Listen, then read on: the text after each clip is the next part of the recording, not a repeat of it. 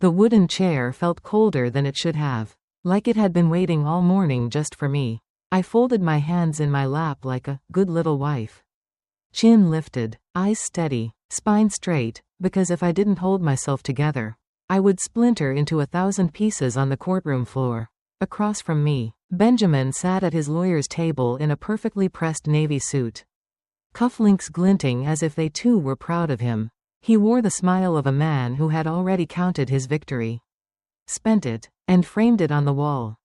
"You'll never touch my money again," he murmured, just loud enough for his lead attorney to hear.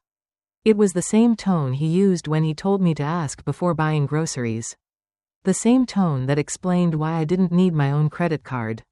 The same tone that had turned love into a ledger and marriage into a monthly audit. Behind him, Veronica perched like a glossy magazine ad, red lipstick, perfect posture, manicured fingers resting on a designer purse. "That's right, sweetheart," she cooed, and the word sliced through me not because I wanted him, but because she said it with my old voice. The voice I used before I learned what he really was. Dorothy, his mother, sat beside Veronica as if they'd spent years practicing this tableau, society matron and chosen heir. Her silver hair was wound into a severe bun, and her pale eyes skimmed me like I was something she'd scrape off a shoe. "She doesn't deserve a cent," she announced, letting her voice carry, savoring every syllable. She'd never liked me, from the first handshake 8 years ago, when I wore the wrong dress and the wrong hope. My lawyer, Mr. Peterson, shuffled papers with the energy of a man reading his own obituary. He was kind, but today kindness felt like a cracked umbrella in a thunderstorm. Benjamin had brought a small army, 3 attorneys from the most expensive firm in the city. All steel pens and silent smugness. They had charts. They had binders. They had facts. They had a story about me they'd rehearsed until it sounded like truth. No work experience. No education beyond high school. No assets. No contribution. A woman-shaped expense. Judge Hawkins presided, 50s. Sharp eyes. Gray at the temples. Not easily impressed by cufflinks or crocodile tears. Tough but fair, people said. Today her expression was unreadable, if there was sympathy in the room. It hid better than cash in a shell company. Benjamin's lead lawyer rose, folder in hand. "Your Honor, my client has been more than generous. Mrs. Foster lacks the skills and background to justify the outrageous settlement she seeks. A modest monthly allowance is fair, more than fair, given her contributions. Or rather, the lack thereof." I wanted to laugh, at their definition of contribution. At their version of my life. No work? I'd managed his social calendar. Organized business dinners that landed him contracts. Run a household that made his success look effortless. No education? I had a marketing degree Benjamin convinced me to shelve, for the good of our future. No assets? Every time I tried to put aside $20, he found a new reason to consolidate accounts. But I said nothing. I kept my eyes soft and my mouth still. "You don't spring the trap by tapping the wire."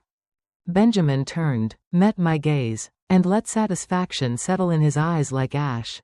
He had spent 6 months preparing for this day, rearranging accounts, moving property, tightening leashes I had stopped pretending not to see.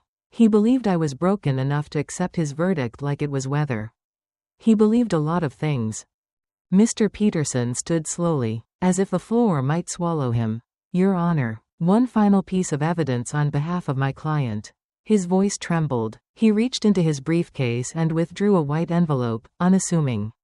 Almost innocent. It looked small in his hand. It looked like nothing at all. Confusion fluttered across the other table. They had not planned for this. Benjamin's smile wilted by a degree you might miss if you didn't know his face. Veronica shifted, a hairline crack in perfection. Dorothy's eyes narrowed like shutters in a storm. The bailiff carried the envelope to the bench. Paper rustled, the sound of a match before flame. Judge Hawkins unfolded the letter and began to read. It felt, suddenly, like all the air in the room had agreed to stand still. At first, nothing. Then her eyebrows inched up. Then a pause, long enough for Benjamin's lawyers to whisper in stage fright tones. Then, impossibly, a sound I did not expect here. Not on this day, laughter. Not a polite courtroom exhale. A real, honest, surprised laugh that echoed against wood and seal and flag. She took off her glasses to wipe her eyes. The letter balanced in her hand like a verdict already written. "Oh, this is good," she said, and her voice carried because the room wanted it to. "This is very good indeed." Across from me, smiles dropped like a string of lights unplugged at once. Benjamin's color drained. Veronica's mouth parted, red turning to white. Dorothy's posture faltered, the first chip in an 8-year marble statue. I let my lips curve, just a little. Not triumph. Not yet. Recognition. The kind of smile a woman wears when her legs stop shaking and her mind starts driving. 3 years earlier, I had believed in a different story. Flowers at the door. Kisses in the hallway. His family's columned house on Maple Street that felt like a fairy tale if you squinted. "You don't need to worry about money," he'd said, carving steak the way his mother taught him to carve people. "I make enough for both of us. Focus on our home." He called my salary little, and I shrank to fit the word. I left the job I loved, the campaigns, the creativity, the quickening of my own ideas. I handed him the keys to our finances. Then the receipts. Then the justifications for the receipts. Until one day I realized I was asking for permission to buy dish soap. Control disguised as care. A budget masquerading as a cage. Dorothy had sharpened the bars with her weekly critiques. My flowers, my flavors, my dress, never right. Veronica Hayes, she'd said over roast beef one Sunday. Such taste, such breeding. The first time I heard the name that would become a headline in my life. I smiled then, the way women do when the room has already decided who they're allowed to be. Later came the late nights that weren't work. The calendar notes that didn't match. The cologne that wasn't ours. The receipt for a dinner that cost more than my monthly allowance. The red coat at Romano's. His hand over hers. The kiss that made me look away and then look back because denial is a luxury I could no longer afford. I didn't confront him. I learned. I memorized. I watched the pattern until it stopped being a blur and became a map. The locked home office. The key under the desk lamp. The folders. Personal accounts. The company I'd never heard of, Foster Holdings LLC, owning properties he swore belonged to clients. Statements with numbers that didn't match the man who told me coffee with a friend was wasteful. Legal files about asset protection. Offshore. Shelter. Words meant to make crimes sound like climate. I took pictures. I put every sheet back exactly as found. I made lunch with steady hands. I called Lisa, the friend I hadn't seen since I traded conference rooms for curtains. She looked at the photos and used the words that changed the temperature of my fear: money laundering. Then came Detective Rivera, a quiet man with kind eyes who didn't mistake kindness for weakness. Immunity. Protection. The portion I would keep that was clean. A pen on paper. My name steady. At night. The devices tucked where truth could hear. By day. Dinner on time and a smile that no longer fit my face. 2 months. And the case was a full skeleton. Transactions. Recordings. Photographs. The names of men who wore their danger like a uniform. I asked for 1 more week. I wanted this room. I wanted these faces when justice finally said my name out loud. Now, in this moment, the judge's laugh still lingered like a bell. The letter lay there, a quiet, white blade. Benjamin stared, searching for the seam in reality where he could climb back into the story where he always won. He didn't know it yet, but the ending had already changed. I smoothed my skirt, unfolded my hands. The wooden chair no longer felt cold. It felt like a throne I had reclaimed.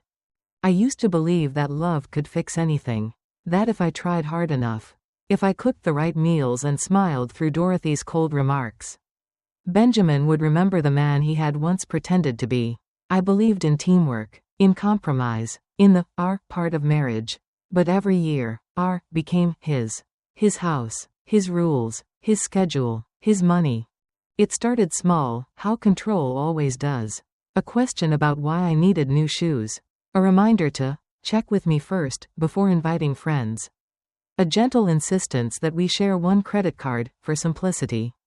But little by little, those permissions became conditions. My world shrank down to the kitchen. the laundry room, and the sound of footsteps returning home late at night. Then came the perfume. I first smelled it on his suit jacket. Faint but distinct, floral. Expensive, not mine. I told myself it could have been from a colleague. A handshake, a hug goodbye, but denial has an expiration date. And mine arrived with a receipt. It was a Tuesday night. Benjamin had claimed he was working late. But I found a restaurant bill in his pocket the next morning, Romano's. The same place he once said we could no longer afford. 2 dinners, champagne, dessert. The total? More than my entire month's allowance. That night, I didn't confront him. I served dinner, smiled when he told his rehearsed story about the client meeting, and watched his lips move around lies like he'd practiced them in the mirror. Then, when he fell asleep, I stared at the ceiling and decided I needed proof. 2 days later, I parked across from his office, hiding behind a newspaper like an amateur spy. My hands were shaking, my throat dry, but I couldn't look away when he walked out at noon with a woman in a red coat. She was the kind of beautiful that money protects, long blonde hair. Elegant posture, confidence built on approval. She laughed, touched his arm, and he looked at her with the softness he used to save for me. The sight hit harder than any slap could. It wasn't just betrayal, it was replacement. They got into his car and drove to Romano's. I followed, heart hammering, knuckles white on the steering wheel. Through the restaurant's window, I watched them sit at a corner table, hands touching across white linen and wine glasses. The same corner where he once told me I was the best thing that ever happened to him. When he kissed her goodbye outside, under the restaurant's gold awning, something inside me went quiet. Not broken, quiet, like the part of me that had always hoped for him finally turned to stone. I could have screamed, I could have stormed in and made a scene.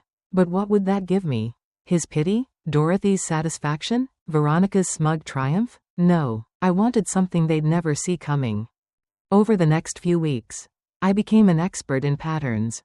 Tuesday lunches, Friday meetings, Sunday tennis games at Dorothy's country club. I stopped crying. I started recording every call he took outside, every bank envelope he locked away, every appointment he didn't explain. Then came the Sunday that confirmed everything. Dorothy's voice floated from the dining table as she carved her roast beef into perfect, delicate slices. I saw the most charming girl at the club yesterday, Veronica Hayes. The interior designer. Such taste, such grace. She's from a wonderful family. Benjamin didn't even hide his interest. Maybe I've heard of her work. She's very talented, Dorothy said, deliberately not looking at me. You should hire her to redo the guest rooms. They could use a professional touch. I had spent weeks decorating those rooms myself. Every curtain, every color, every piece of furniture I'd chosen with care. My throat tightened, but I forced the smile she expected. Of course, whatever you think is best. They exchanged a glance that made my stomach turn. A shared understanding. That was the moment I realized Dorothy wasn't just tolerating Veronica, she was recruiting her. After that dinner, Benjamin started disappearing even more often. Work travel, client retreats, investment meetings. I'd find traces, lipstick on his cuff, perfume in his car, receipts for hotel rooms 2 hours away. But I waited. The day I followed them to the country club, the sun was too bright, too calm for what I was about to see. From behind the fence, I watched Benjamin and Veronica play tennis while Dorothy sat on the patio, clapping politely whenever Veronica scored a point. Afterward, the 3 of them sat together, laughing over drinks like a family already formed. That's when it truly hit me. This wasn't a simple affair. It was an erasure. Dorothy had never wanted me as a daughter-in-law. Now she had found my replacement and was watching the audition from the front row. I drove home and sat alone in the quiet house Benjamin and I shared, a house filled with things that were supposed to mean stability, but suddenly felt like props from someone else's play. I looked around at the polished furniture, the framed photos, the monogrammed towels. Everything screamed, the Fosters. Everything but me. That night, Benjamin came home with scratches on his arm from tennis. Caught myself on a nail at work, he said, and kissed my forehead before heading upstairs. That was his final mistake. Not the lie itself, but his assumption that I would keep believing them. Because that was the night I stopped being a wife and started becoming a strategist. From that moment on, every smile, every dinner, every soft-spoken good night became part of the plan. I would learn where the money went, who he was working with, and what he was hiding. And when the time came, I wouldn't just expose his affair. I'd burn down his empire, quietly, elegantly, legally. Just like the way he taught me to fold napkins, perfectly. With precision. Only this time, the table would be set for him. The next morning, I woke before dawn. Benjamin was still asleep, his breathing slow and even, like a man who'd never once questioned his control over the world, or over me. I watched him for a moment, the way you'd watch a stranger who once used to mean everything. Then I slipped out of bed, pulled on jeans and a sweatshirt, and went downstairs to make coffee. But I wasn't really thinking about breakfast. I was thinking about the small brass key hidden under the base of the lamp in his home office. I had seen him place it there months ago, back when I still thought he was just a private man, not a deceitful one. That key was the only thing in our house that belonged to me now, at least. That's what I told myself as I poured the coffee down the drain and headed for the door that had always been locked. His office smelled like polished wood and expensive paper. Everything was neat, precise, controlled, the same way Benjamin liked everything else in life. The desk, perfectly centered, the blinds, evenly spaced, even the pens were lined up in perfect order. For a second, I almost turned back. I could hear his voice in my head, "Carmen, don't touch my work things. You wouldn't understand." But that was exactly why I stayed. I sat at his desk and opened the drawers one by one. The first few were harmless, stationery, invoices, client letters. Then, at the bottom, I found a folder marked personal accounts. Inside were bank statements I had never seen. 3 different accounts under his name, all with transactions far beyond what his construction business supposedly made. Large deposits from unfamiliar companies, and withdrawals for cash, tens of thousands at a time. My pulse quickened. I pulled out my phone and began taking pictures of every page. Flash off, sound off, every detail mattered. I put each sheet back exactly as it was before, careful not to leave fingerprints or creases. The deeper I looked, the worse it got. In a locked cabinet, I found corporate documents for a company called Foster Holdings LLC. Benjamin had told me it was one of his clients, a shell company that handled real estate acquisitions. But according to these papers, he was the owner. Foster Holdings controlled several rental properties around the city, all purchased under names that didn't exist in any of our tax filings. There were receipts too, expensive jewelry, 5-star vacations, luxury watches, none of which I had ever seen. The jewelry, I realized, was probably sitting on Veronica's neck. The watch? On Benjamin's wrist, bought with dirty money. But the real gut punch came when I opened a folder labeled Legal Strategies. Inside were letters from another law firm, one I'd never heard of, discussing asset protection methods and offshore transfers. One memo even mentioned insulating assets from potential divorce settlements. So that was it. The affair wasn't just about lust. It was about logistics. Benjamin wasn't planning to leave me out of guilt, he was planning to discard me efficiently. I sat there for a long time, staring at the papers. I had 2 choices: destroy everything in rage or use it. And for the first time in my life, I chose power over emotion. When I heard Benjamin's car in the driveway hours later, I put everything back exactly as I'd found it, relocked the door, and went to the kitchen to make lunch. My hands didn't shake this time. "How was your meeting?" I asked as he came in, loosening his tie. "Productive," he said easily. "The Johnson project is moving faster than expected." Another lie. I had seen his calendar. There was no Johnson project. I smiled and set a sandwich on the counter. "That's wonderful, dear." That afternoon, when he returned to his office, I called Lisa. She picked up on the 3rd ring. "Carmen? Oh my God, it's been forever." "Hi, Lisa." My voice was steady, but my hands trembled. "I need to ask you something about finances." We met the next day in a small cafe far from my neighborhood, neutral ground. When I showed her the pictures of Benjamin's documents, Her cheerful expression hardened into something else. Carmen, where did you get these? She whispered, scrolling through my phone. They're my husband's business papers. I found them. She studied them for a long time, frowning deeper with every swipe. These transactions look wrong. These shell companies, the offshore accounts, the way the money moves, it's classic money laundering. The words didn't register at first. Money laundering? She nodded grimly. It means he's hiding money, probably from illegal sources. Drug trafficking, illegal gambling, tax fraud, something serious. This isn't just shady accounting. It's criminal. I felt dizzy, the room tilting. You're sure? I can't prove it without access to the real systems, she said, but the pattern's there. Look here, big cash deposits from non-existent firms, multiple transfers between fake entities, and finally deposits into legit, real estate accounts. It's a washing machine for dirty money. I pressed my fingers to my temples, trying to steady my thoughts. What do I do? Lisa leaned in. I know someone, Detective Antonio Rivera. He works in the financial crimes unit. If anyone can tell you what's really going on, it's him. But Carmen, she hesitated, lowering her voice. If your husband is tied to criminal networks, you need to be careful. Don't let him know you've seen any of this. Promise me. I nodded. I promise. She wrote the detective's name and number on a napkin and slid it across the table. The ink bled slightly from the condensation of our untouched coffee cups. When I got home, Benjamin was in his office again, probably moving more money through those accounts, his fingers tapping on the same keyboard that had just become my greatest weapon. That night, lying beside him in the dark, I stared at the ceiling and repeated the detective's name over and over in my head until I fell asleep. The next morning, I dialed the number.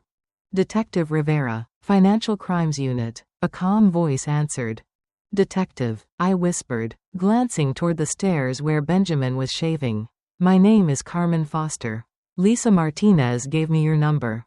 I think my husband is involved in something illegal. There was a pause. Then, Mrs. Foster, can you come to the station this afternoon? Bring everything you have. I looked out the window at Benjamin's car gleaming in the driveway, clean, polished, perfect, like the man who owned it. Yes, I said softly. I'll be there. I hung up and felt the smallest flicker of something I hadn't felt in years. Not fear. Not anger. Power. The police station smelled like old paper and burnt coffee. I sat across from Detective Antonio Rivera, my phone lying face up on his desk. The photos of Benjamin's secret life glowing on the screen. Rivera was in his 40s. Salt and pepper hair. Calm eyes that had seen too much and judged little. He didn't interrupt while he studied the images, he just kept flipping through them. One by one, his jaw tightening a little more each time. Finally, he exhaled. Mrs. Foster, he said quietly, your husband is laundering money. The words landed like a verdict. I already knew it, but hearing them out loud made everything real. Are you certain? I asked. Absolutely. Look at this pattern, large cash deposits from non-existent firms. Then transfers through multiple shell companies, finally ending up in accounts linked to legitimate properties. It's classic laundering. He's using his real estate business to clean dirty money. From where? I whispered. Could be drug money, gambling, organized crime. The amounts are too big for anything else. I tried to breathe, but the air felt thick. If he's caught, what happens? Rivera leaned back. Money laundering is a federal offense. He could face 10 to 20 years in prison. And everything purchased with that money, houses, cars, jewelry, gets seized by the government. Everything? Everything. I realized, in one sharp flash, that Benjamin's plan to leave me with nothing would still succeed, just in a different way. If he went to prison and the government took everything, I'd still end up penniless. He'd win by default. But then a thought crept in. Cold and clear. Not if I play first. Detective, I said slowly, what if I help you build a case? What if I find more evidence, documents, recordings, maybe names of his partners? He frowned. That's dangerous. If he finds out, he could become violent. These men don't forgive betrayal. I'm already in danger, I said. He's divorcing me, cutting me off. And God knows what else. At least this way, I can fight back. Rivera studied me for a long moment. What do you want in return? Immunity, protection, and whatever portion of our assets were bought with legitimate money, I keep that. For the first time, he smiled. Mrs. Foster, you think like a prosecutor. I've had a good teacher. I said, my husband. He picked up the phone. Let me make some calls. Blank, _ blank. 3 days later, I met with Rivera again. This time with a woman from the federal prosecutor's office, Assistant U.S. Attorney Sarah Chen. She was young, sharp, and all business. On the table between us sat a cooperation agreement with my name typed neatly across the top. Mrs. Foster, she said, if you sign this, you'll be working as a confidential informant. You'll collect evidence under our supervision. In exchange, you'll have full immunity from any charges related to your husband's crimes. Protection if he retaliates, and the right to retain verified legitimate assets once the case closes. Her tone was calm, but her eyes were serious. You understand the risk? If Benjamin suspects you, he might not hesitate to hurt you. I understand, I said. She slid a pen across the table. Then sign here. I signed. My hand didn't shake. The next 2 months turned my home into a theater of lies. By day, I played the same role I'd perfected for 8 years, the obedient wife. By night, I became a silent hunter. Detective Rivera taught me how to use the tiny recording device disguised as a house keychain. He showed me where to hide a pin-sized camera on a bookshelf. How to copy files from Benjamin's computer without leaving a trace. How to keep a calm face even when my heart was pounding so hard I could feel it in my throat. Every time Benjamin left the house, I worked. I recorded his phone calls. I photographed ledgers, contracts, receipts. I copied documents from his computer onto encrypted flash drives that I hid inside the lining of an old jewelry box. And every few days, I met Rivera in his unmarked car parked behind the grocery store and handed over another piece of Benjamin's empire. What we found was worse than I imagined.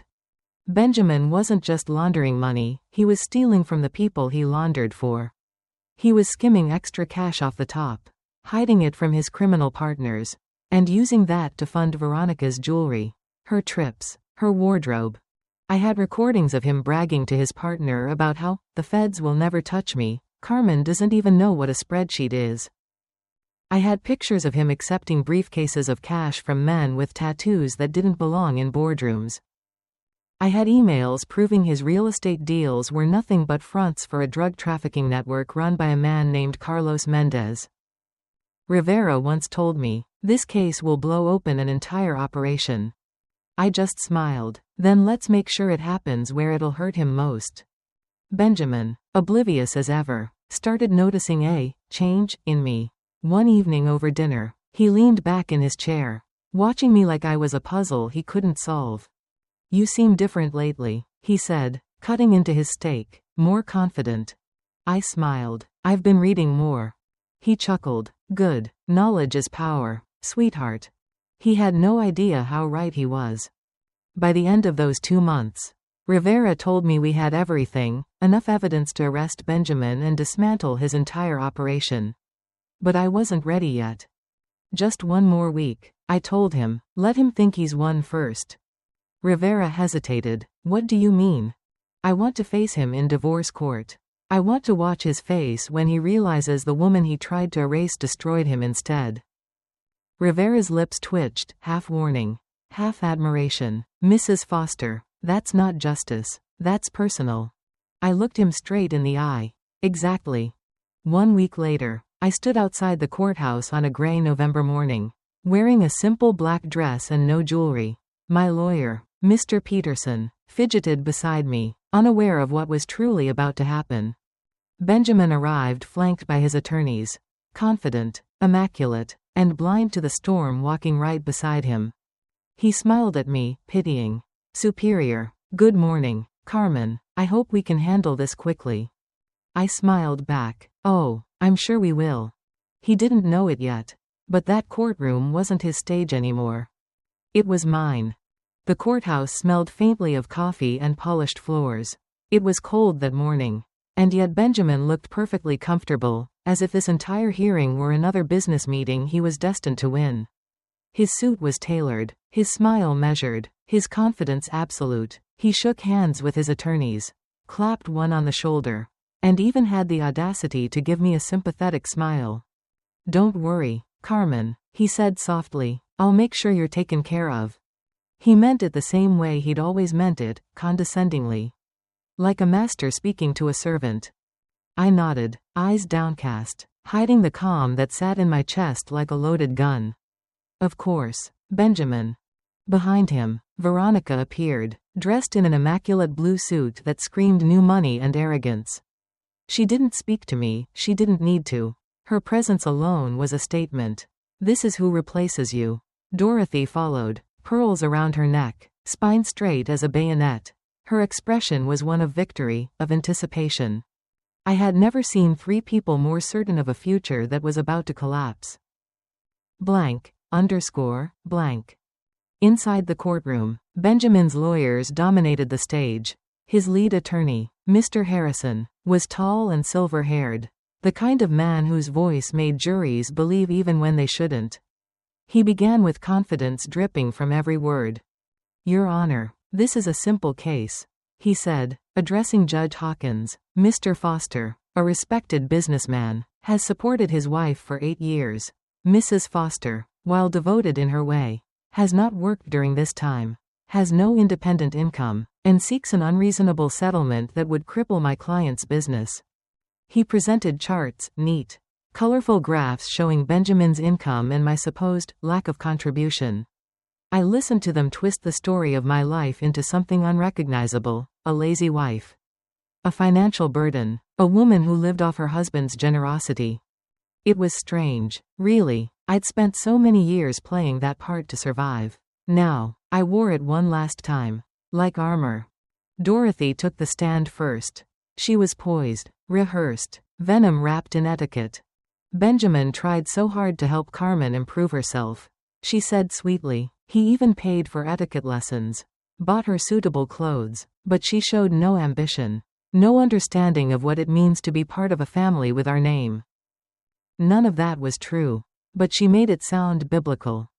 My lawyer, Mr. Peterson, stood for cross-examination, but his voice trembled. "Mrs. Foster, isn't it true that your son controlled all household finances?" Dorothy smiled thinly. "Benjamin managed the money because he's good with finances. Carmen had no interest in such things." "And did you, at any point, encourage your son's relationship with Miss Veronica Hayes?" Dorothy's lips tightened. "That is an outrageous suggestion." I caught Veronica's smirk from across the room. She loved this, the humiliation, the public defeat of the woman she'd already replaced in private. When Benjamin took the stand, the courtroom fell silent. He was charming, composed, tragically sincere. "I loved Carmen," he said, "but our marriage became impossible. She was unmotivated. She had no desire to grow. I provided everything: home, comfort, opportunity, and she gave nothing back. I'm asking for fairness, Your Honor. I don't wish her harm. Only a modest allowance so she can start over." He sounded so convincing that for a moment, I almost forgot who he really was. I could feel the room leaning toward him, nodding inwardly, seeing me through his lens, the ungrateful wife. Veronica sat proudly behind him, whispering encouragement, while Dorothy looked at her like a queen mother blessing the air. When it was my turn to testify, I did what Benjamin never expected. I didn't fight. I spoke quietly, almost timidly, describing how I'd managed the home, supported his work, handled the details that made his life easy. I didn't argue when Mr. Harrison tore me apart on cross-examination. I let him paint me as weak, naive, unskilled. I let Benjamin's side think they were winning. Because they were supposed to. That was the plan. Blank. By the end of the day, I could see it in their faces. They believed it was over.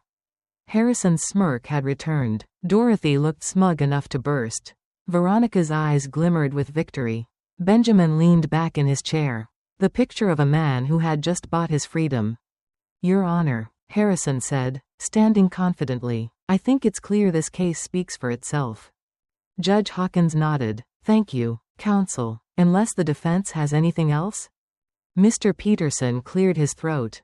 His voice wavered. Your Honor, if I may, one final submission on behalf of my client. Benjamin's smirk faltered slightly. He turned his head toward Peterson, clearly irritated. What now? Peterson opened his briefcase and withdrew a white envelope.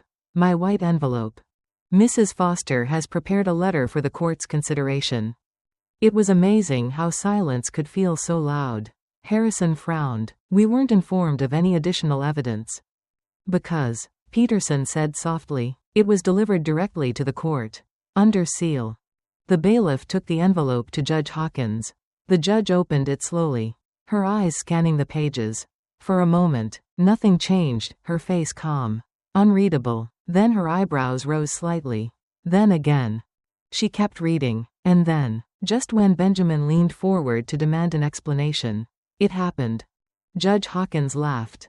Not a polite chuckle. A real laugh, deep. Unexpected, rolling across the courtroom like thunder. She set the letter down, removed her glasses, and wiped her eyes. Oh, this is good, she said, still smiling. This is very good indeed. Benjamin's lawyers exchanged nervous glances. Veronica shifted in her seat. Dorothy's color drained from her face. I sat still, hands folded neatly in my lap, the same way I had at the beginning of the trial. But now, the cold wooden chair beneath me felt different. It wasn't the seat of a victim. It was the seat of someone who had already won. Judge Hawkins looked directly at Benjamin. Mr. Foster, she said, according to this letter, your wife has been cooperating with federal investigators for the past 2 months. She has provided extensive evidence of your money laundering activities, including recordings, photographs, and financial documents. The courtroom erupted in whispers. Benjamin shot to his feet. That's impossible. She doesn't know anything about my business. Sit down, Mr. Foster, the judge ordered. Her voice was ice. According to Detective Antonio Rivera, you've been laundering money for a criminal organization and skimming funds for personal use. Veronica gasped, clutching her pearl necklace. Dorothy whispered something, maybe a prayer, maybe a curse. The judge continued, her tone cutting through the chaos. Your wife's cooperation has resulted in a federal indictment. Agents are already waiting outside this courtroom. Benjamin turned to me, disbelief warping into fury. You have no idea what you've done. Carmen. I stood slowly, meeting his eyes without flinching. I know exactly what I've done. I said, I took my life back. Judge Hawkins smiled slightly. Mrs. Foster, as a cooperating witness, you are entitled to immunity and to retain all assets proven to be purchased with legitimate funds.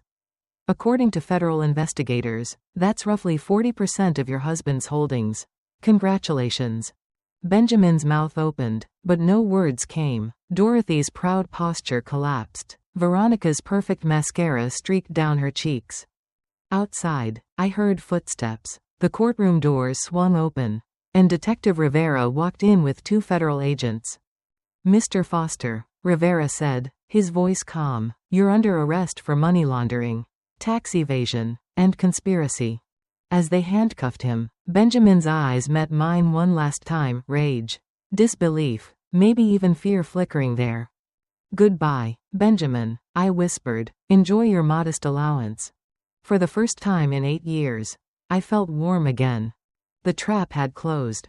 The moment the handcuffs clicked around Benjamin's wrists, the sound cut through the courtroom like a closing door.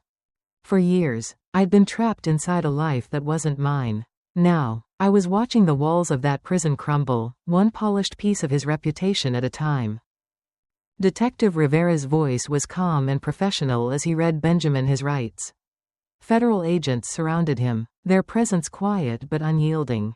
Cameras flashed from the hallway. The courthouse media had already caught wind of something bigger than a divorce case. Benjamin tried to speak, his voice rising above the murmur of the crowd. This is a mistake. I'm a legitimate businessman. This woman, she's lying. You can't. Enough, Judge Hawkins said sharply. Her gavel came down with authority. Mr. Foster, You will remain silent or be held in contempt. This court will not tolerate theatrics.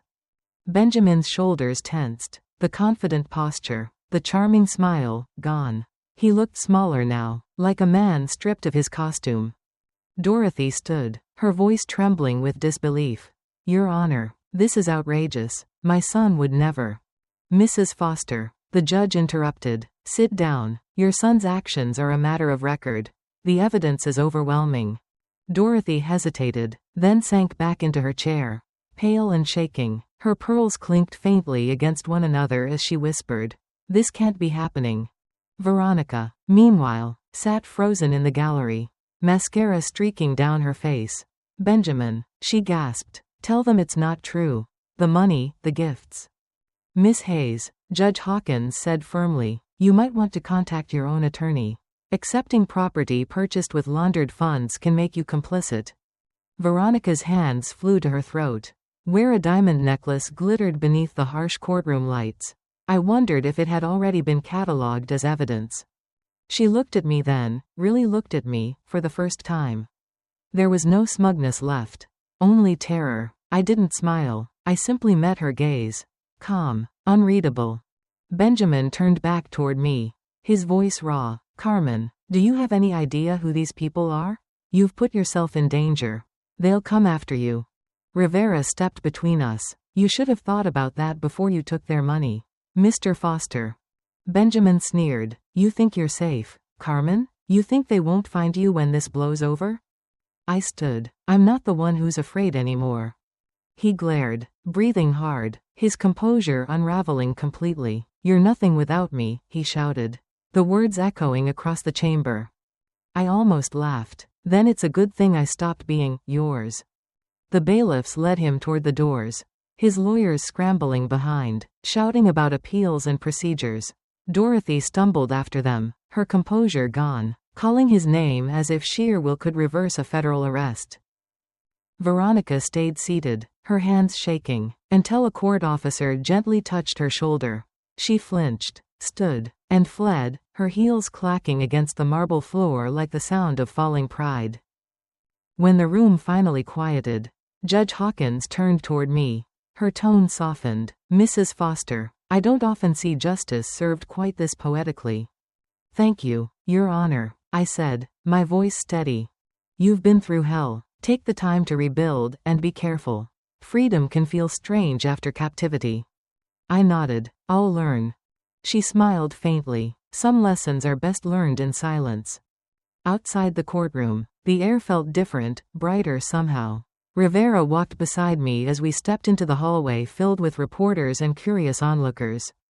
Flashes burst, microphones extended, voices shouted questions. "Mrs. Foster, did you know about your husband's crimes? How long were you working with the FBI? What will you do now?" I didn't stop. I didn't answer. The truth was simple. What I did wasn't about publicity or revenge. It was survival and justice. Rivera held the door open for me as we exited into the cold November air. The sun hit my face, and for the first time in years, I didn't feel small under it. "Are you okay?" he asked quietly. "I am," I said. Then, after a pause, "Thank you." He nodded. "You saved a lot of people today, Carmen, not just yourself. These men, this organization, they've been untouchable for years. Your husband's arrogance gave us the thread we needed to pull it all apart." "Funny," I said, looking out over the courthouse steps. "He always said knowledge was power. He just didn't expect me to use it." Rivera smiled. "You know, that letter of yours, what you wrote, it was one of the most satisfying moments I've ever seen in a courtroom. That judge's laugh will live rent-free in my head for a long time." I laughed softly. "I wasn't sure she'd believe it until she saw your name at the bottom." "She believed every word," he said, "and so did everyone else."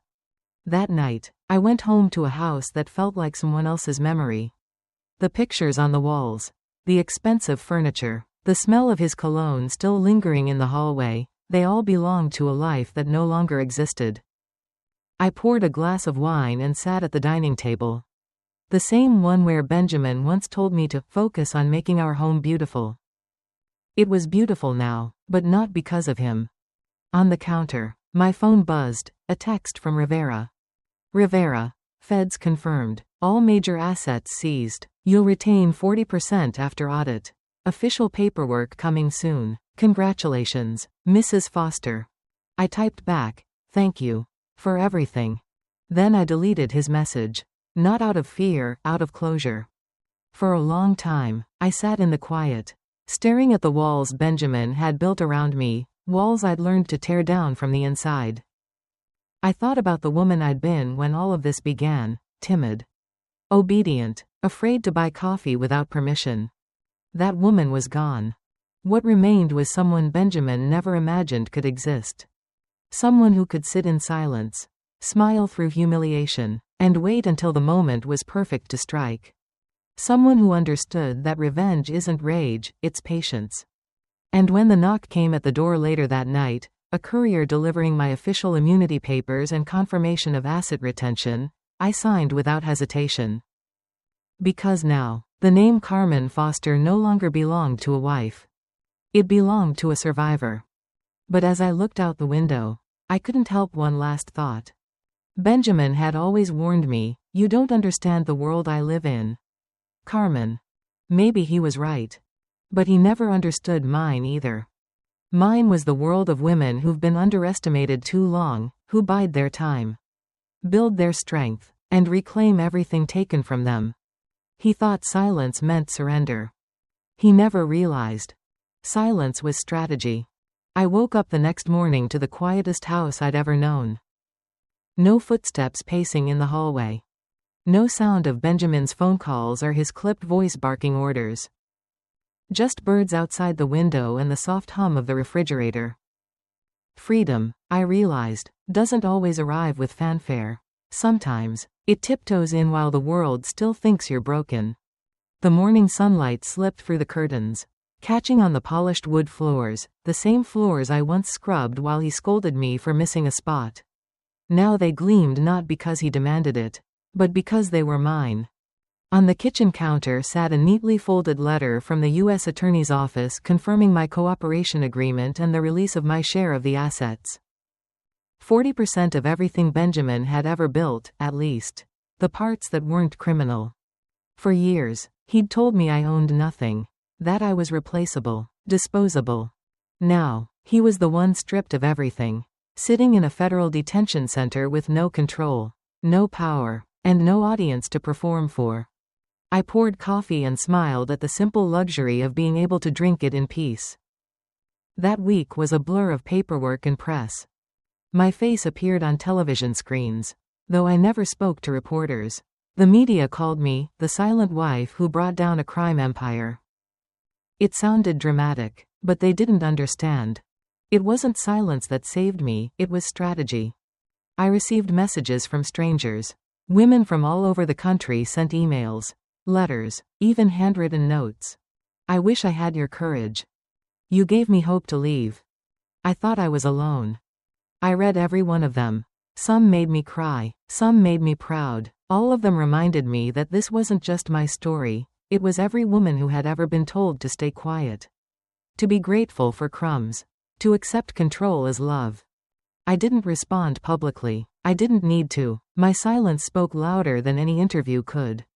2 weeks later, I met with Rivera at a small cafe downtown, the same one where I'd first shown Lisa the photos. He looked more relaxed this time.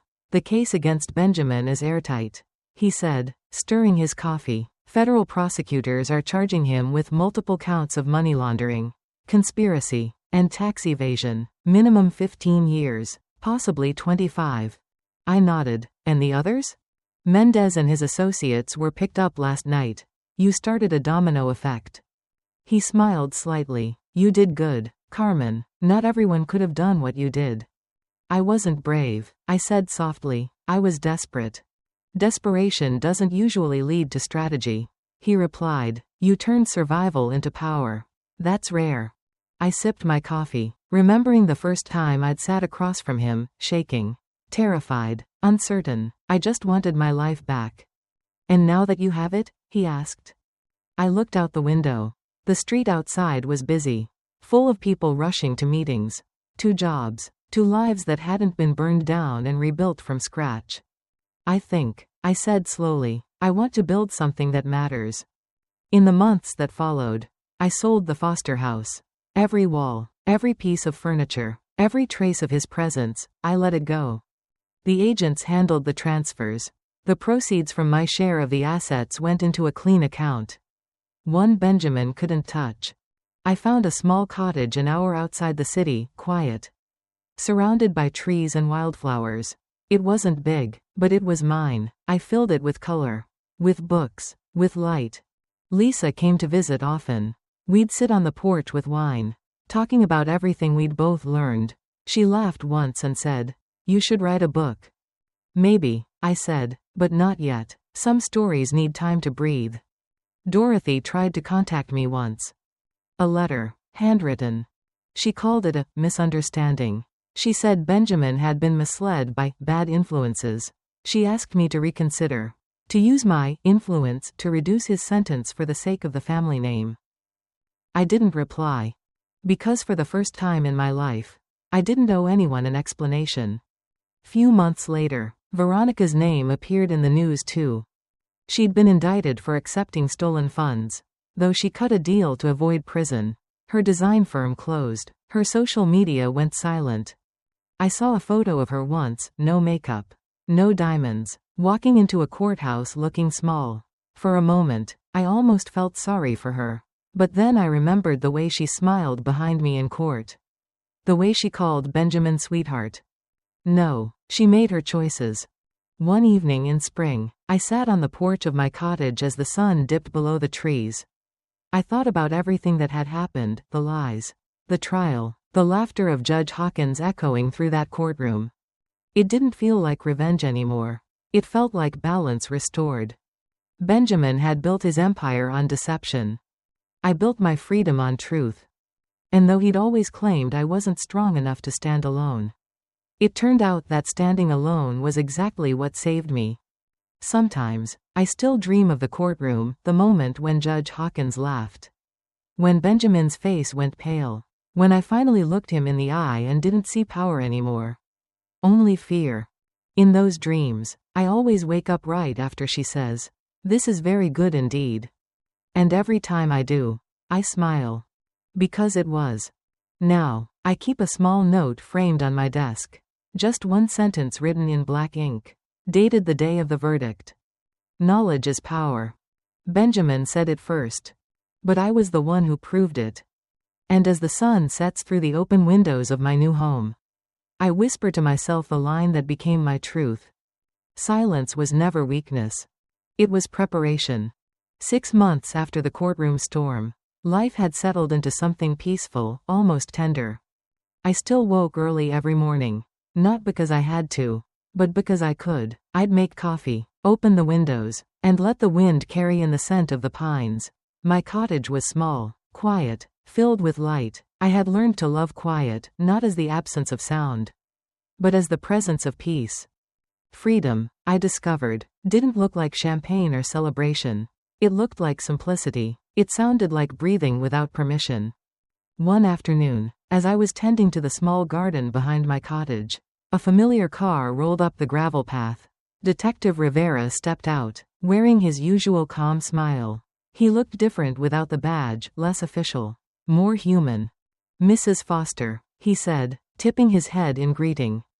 "Detective," I replied with a small smile. "Or do I get to call you Antonio now?" He chuckled. "Antonio's fine. I came to tell you something in person." We sat on the porch. The sun low over the trees. He pulled a folder from his jacket and set it on the table between us. "Benjamin took a plea deal," he said. 22 years. No parole for at least 15. The feds recovered everything tied to the laundering operation. Mendez and his people will be behind bars for a long time." I nodded slowly. "So it's really over?" "It's over," he confirmed. For a moment, we just listened to the wind in the trees. I expected relief, but what I felt instead was stillness, like standing in the eye of a storm that had finally passed. "Do you ever miss it?" Rivera asked suddenly.